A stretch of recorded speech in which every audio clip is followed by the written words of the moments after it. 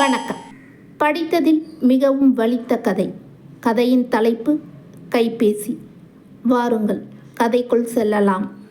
சந்தானம் வீட்டுக்கு வெளியே கயிற்றுக்கட்டலில் படுத்தவாறு மரக்கிளையில் குருவிகள் அமர்ந்து பறப்பதையும் ஒன்றை ஒன்று துரத்தி விளையாடுவதையும் பார்த்து கொண்டிருந்தார்.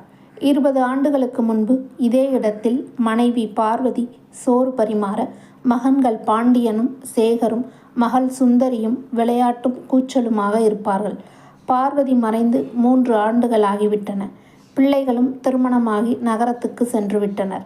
தனியாக இருக்கும் சந்தானத்துக்கு இப்போது பொழுதுபோக்குவது மிகவும் கடினமாக இருந்தது.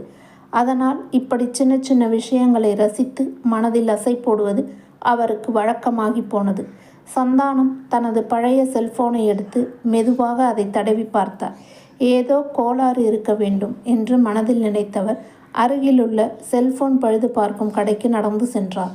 கடையில் இருந்த இளைஞர் அந்த முதியவரை பார்த்து மென்மையாக புன்னகைத்து, ஐயா, என்ன பிரச்சனை? ஃபோனை ஏன் கொண்டு வந்தீங்க என்று கேட்டார். சந்தானம் தயக்கத்துடன் தனது செல்போனை நீட்டினார். இளைஞர் ஃபோனை எடுத்து உற்று பார்த்து பரிசோதித்து மீண்டும் புன்னகையுடன், ஐயா, இந்த ஃபோன் நல்லா தானே இருக்குது, எல்லாம் சரியாகவே வேலை செய்யுது, எதுக்கு இதை சர்வீஸ் செய்யணும்னு கொண்டு வந்தீங்க என்று கேட்டார். அந்த கேள்வி சந்தானத்தின் இதயத்தில் கனமாக அம்பாக பாய்ந்தது. ஃபோனை மீண்டும் தன் கைகளில் இறுக பிடித்தவர் உடைந்த குரலில் முணுமுணுத்தார். நல்லா தான் இருக்குது, ஆனால் ஏன் என் பிள்ளைங்க எனக்கு ஃபோன் பண்ண மாட்டேங்கிறாங்க? அந்த வார்த்தைகள் அறையில் ஆழமான மௌனத்தை உருவாக்கின.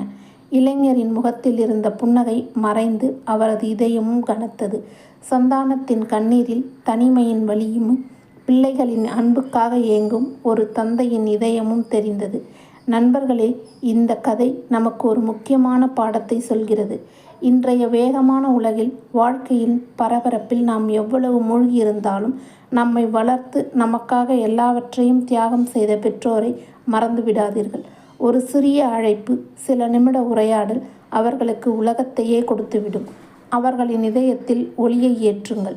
அவர்களின் தனிமையை போக்குங்கள். நேரம் ஒதுக்குங்கள். அன்பை பகிருங்கள். ஏனெனில் அந்த அன்பு மட்டுமே வாழ்க்கையின் உண்மையான அர்த்தம். இக்கதையை முழுமையாக கேட்டதற்கு மிக்க நன்றி.